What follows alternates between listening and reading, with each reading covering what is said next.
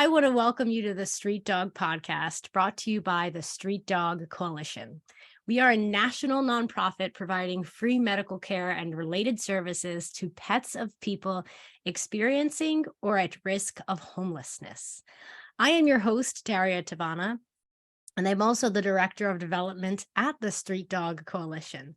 Now, if you're new to our podcast, I want you to know that as always, you're in for a great episode. All of our episodes, we explore the world of animal welfare through the eyes of experts, street dog vets, and volunteers, and folks who are doing incredibly meaningful work on the ground as well to help pets, people, and to help really strengthen the bond between the two of them. So if you're tuning in live on Facebook, hello, it is great to have you here. Go ahead and say hi in the comments. Let us know where you're tuning in from. And if you feel inspired to ask a question today of me or of my extra special guest, please don't hesitate to ask the question. We love questions. We love comments. We love emojis. We love reactions. We love it all. We love everything other than feeling like we're talking into a void. So give it to us, lay it on us. And if you're listening on Spotify, Apple Podcasts, or YouTube, please make sure you're following the Street Dog Coalition on Facebook so you can also tune in live every episode. I'm laughing at myself begging for interaction here. So if you're following us on Facebook, you can subscribe to our events. You can get updates as to when we are going to go live with our guests and record our podcast. And that's going to give you an opportunity to chat with us in real time, which we love to do. So today we have a very special guest joining us. Her name is Hilary Jahelka, and Hilary is a social worker at Parachutes for Pets. She is the new social worker for Parachutes for Pets, I should add. And for those of you who don't know, Parachutes for Pets helps low-income families and vulnerable populations in their community by providing access to programs and resources that improve the health and welfare of their pets. So their programs are very wide-ranging, but they include a pet food bank, vaccines, wellness clinics, grooming assistance, emergency pet packs, and related veterinary care. So welcome to the podcast, Hilary. Yay! Thank you so much. I'm so happy to be here. I'm really happy to have you. I'm so excited. I'm going to take a sip of water because I, like everyone around me, was just sick all last week. So Yeah, it's going around everywhere, I feel. going around everywhere. And I didn't even ask you this. I feel like I should know this, Hilary, but where are you joining us from? Yeah, I'm in Calgary, Alberta in Canada. And Yeah. so that's where Parachutes for Pets is based out of and where we do our majority of our work. I love it. I want to make an obnoxious stereotypical comment about how nice you are and how, of course, you're nice, you're Canadian. I guess I did just make that comment, but yeah, it makes total sense that you are Canadian. I have a lot of good friends actually who live in Alberta.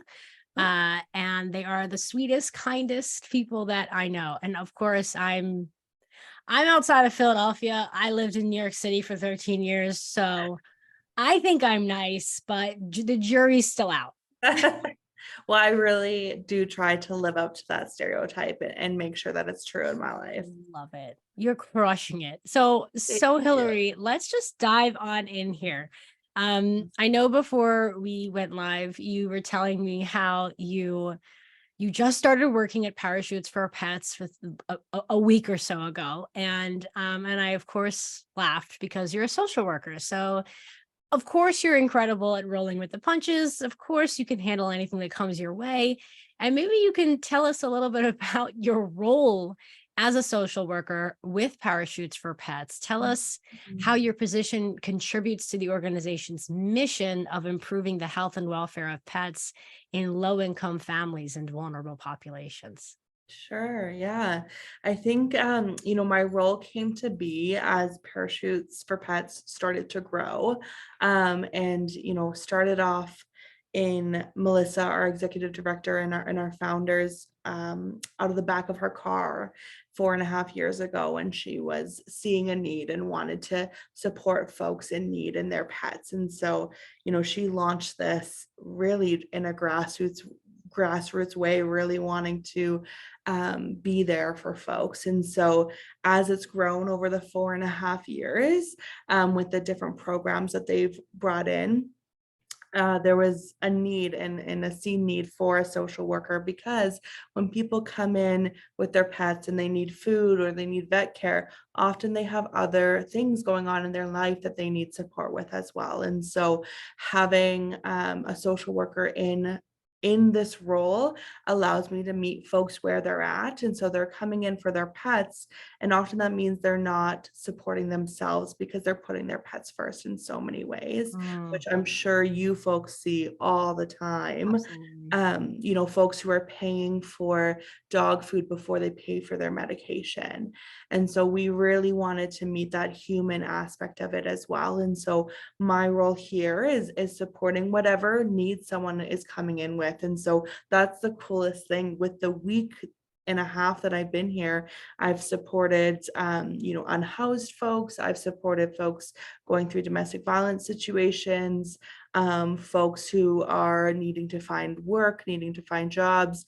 And so it's just been a variety of things that I'm able to support folks with. And it's pretty cool to be doing such diverse work, and my days are different every day.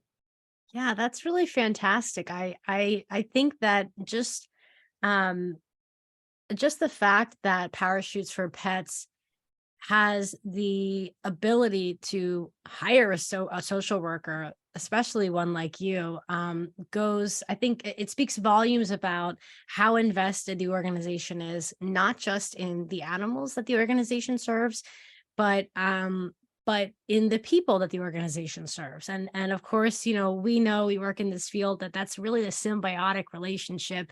I know at the Street Dog Coalition, our focus is on creating really strong communities, taking this one health approach to street medicine, caring for both pets and people. So when Melissa suggested that you and I connect, I got so excited. My first thought was, it's so cool that you even have a social worker.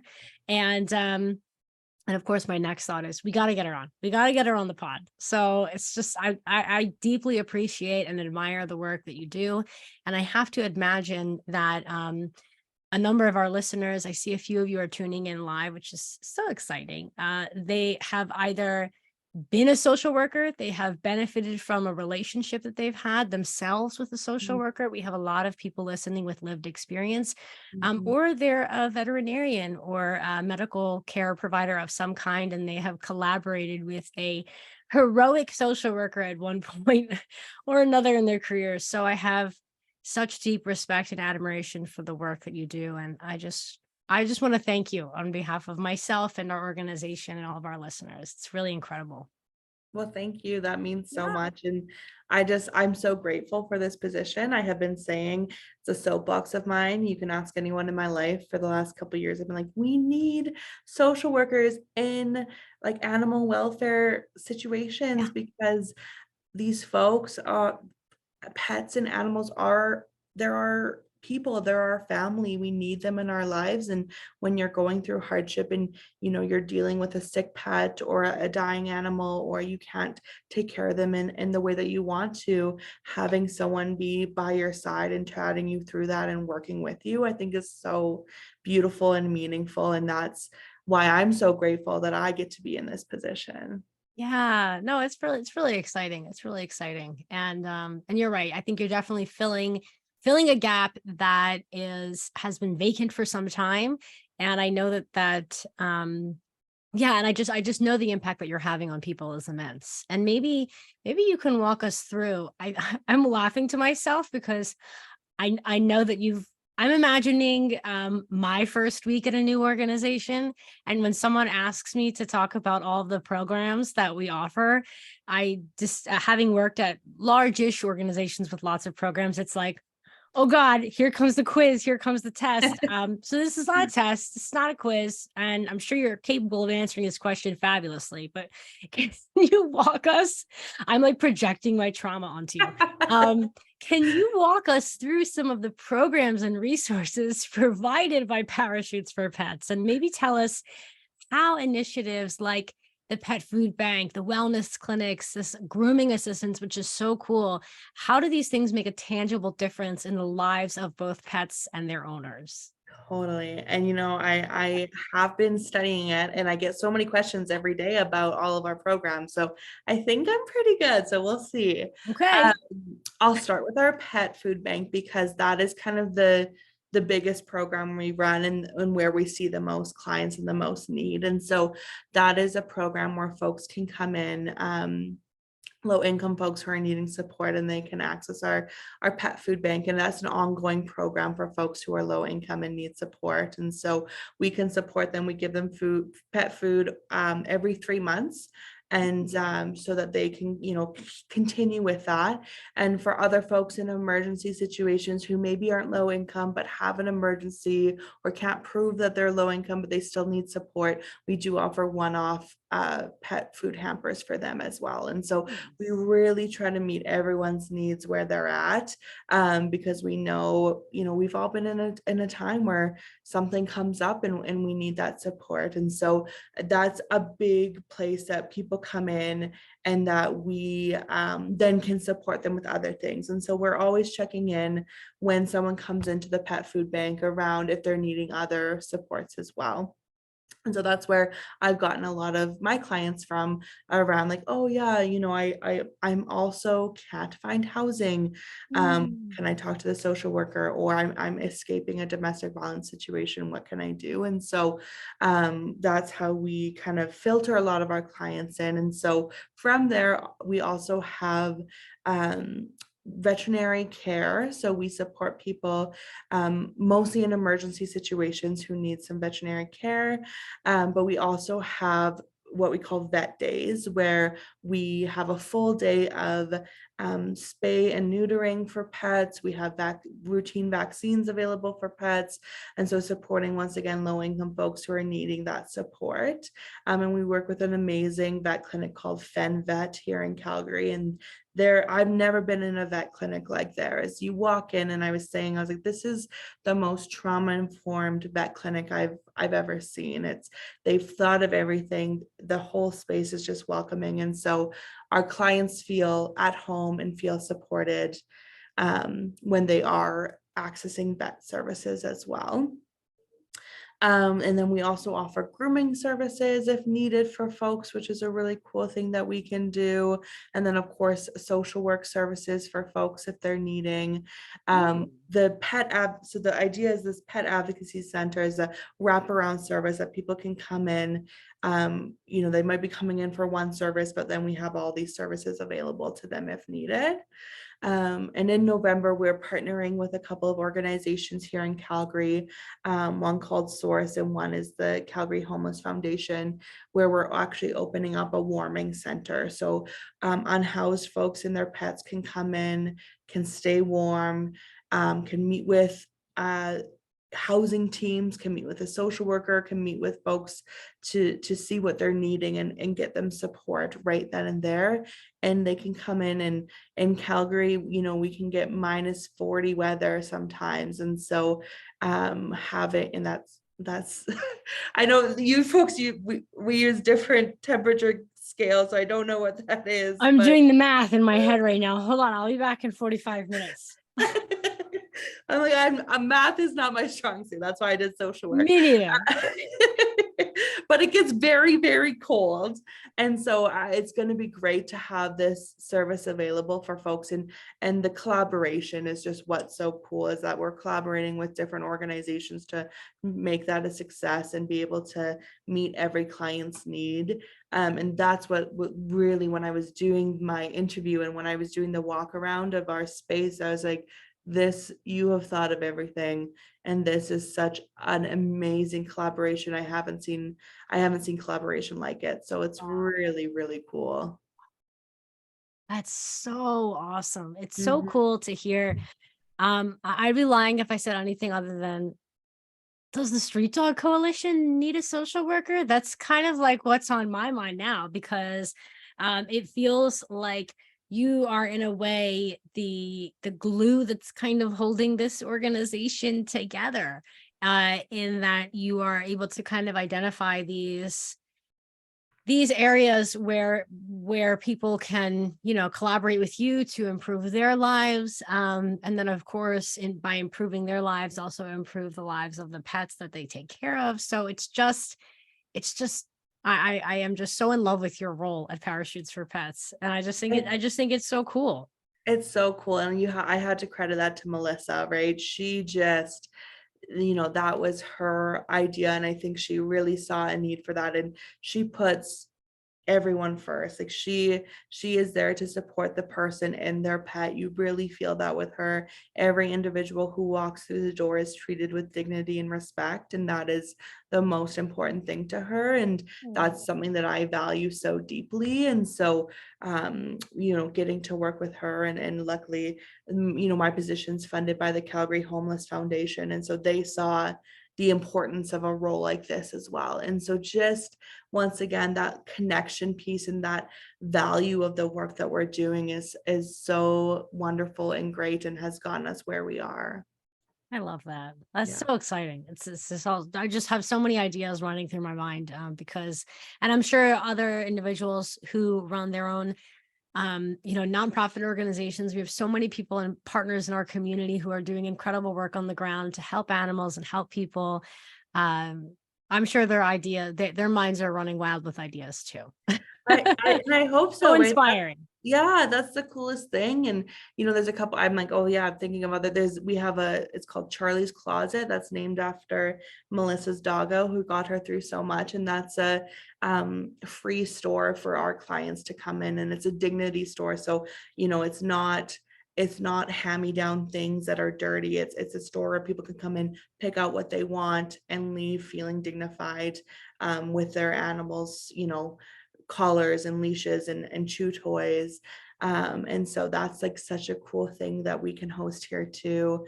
And then we have a designated space called Lily's Clubhouse for kiddos who are needing support with their animals. Lots of the time it's for kiddos going into foster care who want to still be with their animals. And so meeting with them and supporting through that. And so just the space itself is set up in a way where we're really focused on how we can meet every client where they're at. We have an Indigenous room where folks can go and smudge and be in their culture, and that was such an important thing for Melissa.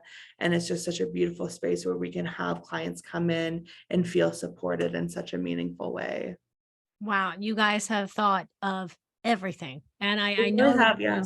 that all these programs, and the evolution of these programs and the development of these programs is just a testament to how willing and able your organization is to listen to the needs of your surrounding community, Mhm. and collaborate with community members to implement programs that genuinely meet those needs. And that's just so cool. I think, well, this is the most tactful way for me to say this. I think that so often, maybe not so often, every once in a while, someone who starts an organization has a very clear picture of what they want to provide, how Mhm. they want to do it, how often they want to do it. And of course, anyone who starts a nonprofit knows that if you're that attached to the precise way you want to do things, you end up doing yourself and your community a disservice. So I just really appreciate how nimble you are at Parachutes for Pets, and Mhm. how clearly you prioritize evolving your programs and serving your community's needs in a way that feels very personal and authentic. Yeah, and that's, so important, and something that quite frankly, we don't always see in social service sectors, whether that be because of the funding we receive or because of what we think we have to do. And so to see an organization who's like, oh, this is a gap that we're seeing with our clients, and this is something that they've brought forward as a need. What can we do to fill that gap? It's incredible to see that happening.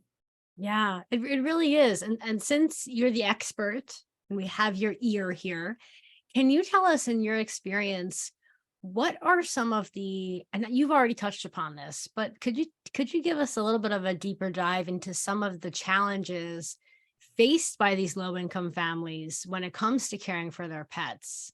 Um, and maybe you can tell us how Parachutes for Pets addresses or overcomes these challenges. I don't know if there's one story in particular that Mm. comes to mind for you, whether through your week-long tenure at Parachutes for Pets or your previous gigs. But yeah, I'm curious to know, what are some of the biggest challenges that these families face, and can you share with us an example of how Parachutes for Pets has really helped an individual family kind of Mm. rise above the Totally. adversity?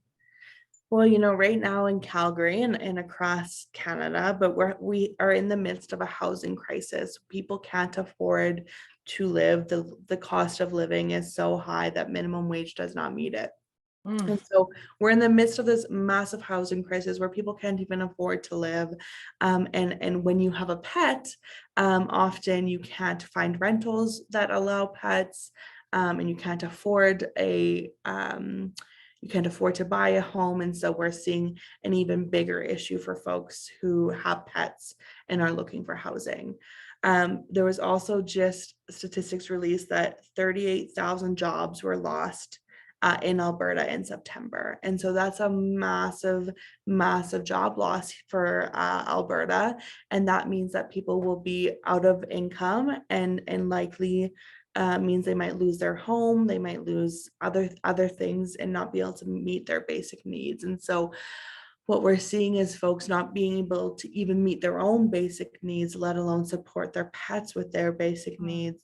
And as I mentioned, we've had folks come in who say, like, I can't afford my heart medication and I'm going to feed my animal before I pay for that. And so we don't want people not taking these life-saving medications.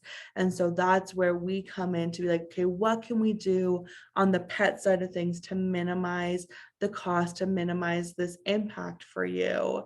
And so that's where that kind of the food comes in, as well as the emergency services. Pets are, going to an emergency vet is so incredibly expensive, and pets get sick, they eat things they shouldn't eat. I know that's my biggest thing on a walk. I'm like, what is in your mouth? To my dog. And Exactly. right, they're picking up whatever. And so often families will come in and say, we this is happening, we're in a crisis, can you help? One last week, the little dog's so cute name was Nugget, and he was just not acting himself, he was so unwell, and we were able to get him in to see a vet. And we were, we're worried around what the next steps were going to be, if we're going to need to do humane euthanasia or what can we do. And the vet checked him out, and we were able to get him on some medication to support him for the next little bit. And I've been in touch with Nugget's family, and he's doing very well and has grown and has been seemingly responding to the medication, right? And so Oh, just that emergency care and support is something that we um, try to do when we can. And that is a big saving thing for people, because otherwise they may not have been able to afford the care for their pets. yeah. Wow. That's pretty outstanding. Mhm. It's yeah, I think every case is so special and so unique. And I think some cases, I'm sure, you know this better than anyone, tend to kind of pull on your heartstrings more than others and stay with you for longer. So Mhm. Nugget's story is really beautiful. I'm also laughing because I have a very good friend with a dog named Nugget. It's a great name. It's a great name. And he's got one of those like smooshy faces with an underbite, and it just looks like this. Love a dog with an underbite. Sorry, this is Oh, totally not relevant, but I but mean, but maybe it it is. is. It is. A dog with an underbite. My puppy growing up, Daisy, had the cutest little underbite, and every time I see a dog with an underbite, I'm like, you're adorable. Oh yeah. Oh yeah. That's how I feel. I love like I hesitate to use the word ugly, but like the uglier the Yeah. animal, the more I love this animal. Yes. I'm gonna later on regret using the word ugly, but you know what I mean. I They're all know. I beautiful. totally know what you mean. Yeah. They're just so cute. They're so cute. So So if you don't mind, Hilary, can you share with us, so I know there are individuals who are listening to this episode, individuals in your area who want to get involved, individuals who are maybe not in your area but want to support the incredible work that you're doing with Parachutes for Pets. Can you give us a bit of insight into how we can get involved, or rather like what your needs are from a volunteer and donation perspective, and how we can go about getting involved? I've included a link to your organization in the show notes down here Amazing. for anybody who is interested in checking out the website. But yeah, tell us what opportunities exist, and how we can take advantage of them. Yeah, well, we have so many incredible opportunities for folks, which is the great thing about our organization, right? Is because we have so many different areas where we support people in, and that means that we can have volunteers from a variety of different areas. So, while they've hired me to be their full-time social worker, we are working with social workers as volunteers who can support in our work. Veterinary assistants, pet groomers, pet behavioralists, all of those kind of areas that can support with the pets.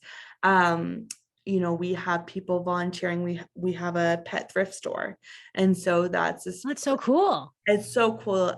We haven't found anyone who does it. It's like literally just a thrift store for pet stuff only. And so that's fully run by our volunteers who come in and support that work. And anyone can come in. It's open 7 days a week. So people can come in and volunteer there, which is so cool and lovely. And luckily my office is near the front where the thrift store is. So if I hear a pet, I run out and say hi. Yeah. Gotta say hi. Gotta say hi. Oh, whenever there's an animal, I'm like, you have to let me know because I have to come say hi. We accept donations of, any kind of pet stuff, pet food, anything like that for our hampers and our pet food bank. And if people are not in our area or don't have that stuff but still want to donate, you can always donate online, and that goes directly into all of our client services. And we have different, like for example, we just had a Petsgiving, and so people could donate $25, and that made up a whole bundle for someone in need to come and get for free, a little bundle of food and a care package for their pet. And so we're always hosting different kinds of events or different kinds of ways of fundraising to continue the work that we're doing. It's beautiful. That's amazing. Thank you so much for sharing that with us. And for those of you who are tuning in, please check out Parachutes for Pets. Check out the website. I've linked in the show notes. Give them a follow on all the social medias everywhere. Because I think that there are a lot of organizations like Parachutes for Pets who are doing such meaningful and incredible work. But a lot of people just don't know about them. Mhm. So I always love bringing on folks like you onto this podcast so that we have the opportunity to uplift your voice, uplift the work that you're doing. Especially, we don't have any chapters in Canada yet. Who knows? Who knows what will happen? So to me, it's always especially rewarding to learn more about the global impact that organizations like yours, or rather organizations like ours are having. So it's just, I am really, really inspired by the work that you're doing. I think that having a social worker such as yourself on hand at an animal welfare nonprofit should be baseline from here on out. Should I just be agree. something that every organization has. It's incredible. I'm embarrassed for not having thought of that sooner. It makes perfect sense. As if I'm the one making hiring decisions in my organization. It's so cool. So I want to thank you, Hilary. Thank you so much for taking the time to chat with me today. Really Well, appreciate it. thank you so much for having me on. It was so lovely to be here and to share in this space with people with, similar values and doing similar work. And I think to remind ourselves too that we're not alone in this work and that we have each other. Yay! Oh, virtual hug, virtual. Yeah, yeah. You're You're amazing, Hilary. I want to thank you again. I want to thank everybody for tuning in, both live and for listening to the recording of this episode. Hilary, you're just such a joy. You have totally uplifted my sort of kind of rainy, gloomy Wednesday. I just really appreciate you. And congratulations on this gig. Yeah. Like, promote her, raise, give her a raise. Give her a raise. She dived right in. I Yeah. totally appreciate that. I feel like Thank I'm you. like unhinged today. I'm asking for raises for you. I'm creating new positions at the Street Dog Coalition. Let me dial it back. But really, Hilary, thank you so much. It's a pleasure chatting with you. Thank And you for having me. absolutely, absolutely. Until next time, Hilary, take care and thanks again. Take care. Bye. Bye bye.